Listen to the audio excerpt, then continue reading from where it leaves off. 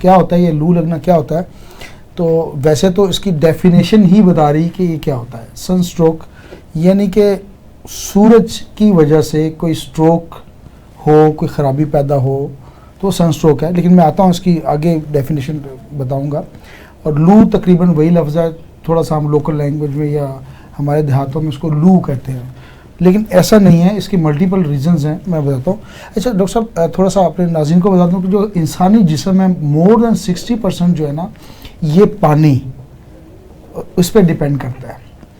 تو جب یہ پانی کسی وجہ سے, اس میں سورج بھی ایک وجہ ہے, کسی وجہ سے کم ہو جائے جس کو ہم ڈی ہائیڈریشن یا پانی کی کمی بولتے ہیں.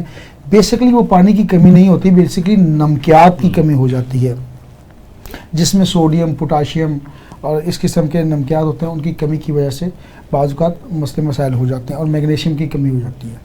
تو اس کی وجہ سے کچھ پرابلمس, ملٹیپل پرابلمس ہوتی ہیں. بیسیکلی جسم کا ایک نظام ہے, جس طرح اگر آپ, میں مثال دیتا ہوں آپ کو بیٹری کی, ایک گھر میں آپ کے یو پی ایس کی بیٹری ہوگی, آپ ہمیشہ اس کو پانی ڈالتے رہتے ہیں.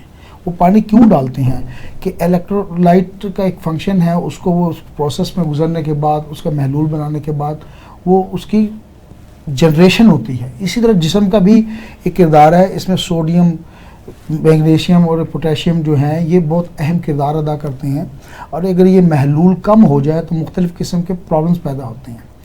اسی طرح مثال دوں گا, گاڑی جب اوور ہیٹ ہوتی ہے تو اس کا فنکشن کیا ہوتا ہے کہ اس کے جو پانی والا سسٹم ہے وہ کہیں سے لیکیج ہو جاتی ہے, یا آپ نے صبح نکلتے ہوئے اس کو چیک نہیں کیا ہوتا تو وہ اوور ہیٹ ہوتی ہے, اور الٹیمیٹلی جا کے وہ کولیپس, انجن سیز ہونے کی صورت میں آپ کے سامنے آتا ہے.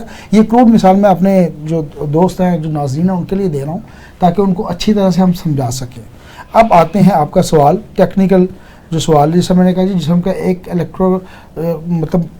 الیکٹرک ٹائپ ایک سسٹم ہے جس میں ہمیں یہ چیزیں پوٹاشیم, میگنیشیم اور سوڈیم کیا کرتا ہے کہ جو پانی ہے اس کو بیلنس رکھتا ہے, اس کو جسم کے ریکوائرڈ مقدار کے مطابق پرووائڈ کرنا وہ سوڈیم کی ذمہ داری ہے.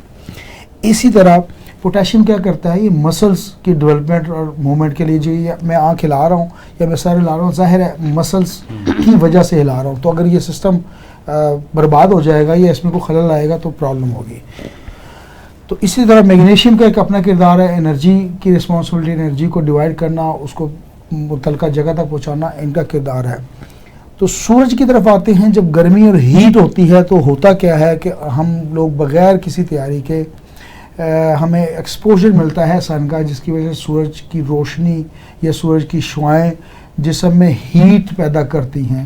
اچھا, جسم کا جو نارمل ٹمپریچر ہے وہ اگر میں فارن ہائٹ میں بات کروں تو 98.4 سے اوپر نہیں ہونا چاہیے, اور اگر اس کو سینٹی گریڈ میں بات کروں تو 37 سینٹی گریڈ سے اوپر نہیں ہونا چاہیے. تو جب یہ جسم کا فارن ہائٹ میں یا سینٹی گریڈ میں ٹمپریچر نارمل سے اوپر جاتا ہے تو وہاں پہ ایک ریزسٹنس مطلب ظاہر آتی ہے, برین نے سگنل دینا متاثر ہوتا ہے, اور پیشنٹ کو ملٹیپل ایشوز ہو جاتے ہیں. وہ آگے جا کے ہم ان کے سائن اور سمپٹمس پہ بھی بات کریں گے انشاءاللہ تعالیٰ. لیکن سن اسٹروک میں ہوتا کہ اگر سن اسٹروک ہو جائے تو وہ 104-105 فارن ہائٹ سے اوپر چلا جاتا ہے ٹمپریچر, باڈی کا ٹمپریچر. دیکھیں باہر اگر 37 ڈگری سینٹی گریڈ چل رہا ہے اور جسم 37 ڈگری کو مینٹین کر پا رہا تو ویل اینڈ گڈ.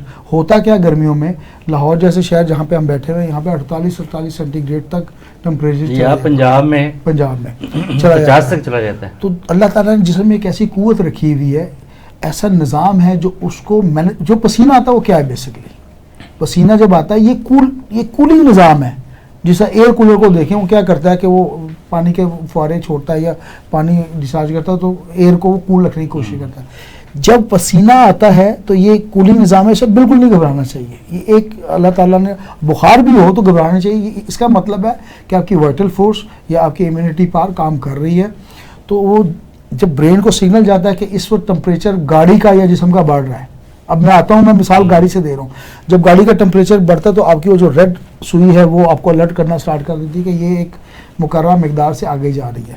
تو پسینہ جب برین کو سگنل جاتے ہیں اور اس کا گلینڈ کام کرتا ہے, پسینہ خارج ہوتا ہے تو وہ جسم کو ٹھنڈا رکھنے میں مدد دیتی ہیں. لیکن جب وہ سن سٹروک یا ہیٹ سٹروک کی طرف معاملہ جا رہا ہوتا ہے تو وہ نروس سسٹم یا ہمارا سی این ایس جو سینٹرل نروس سسٹم ہے وہ اتنا ڈسٹرب ہوتا ہے کہ وہ پسینے کے اخراج نہیں ہو پاتا، کولیپس ہو جاتا ہے، یہ کہ سیز والی پوزیشن میں چلا جاتا ہے.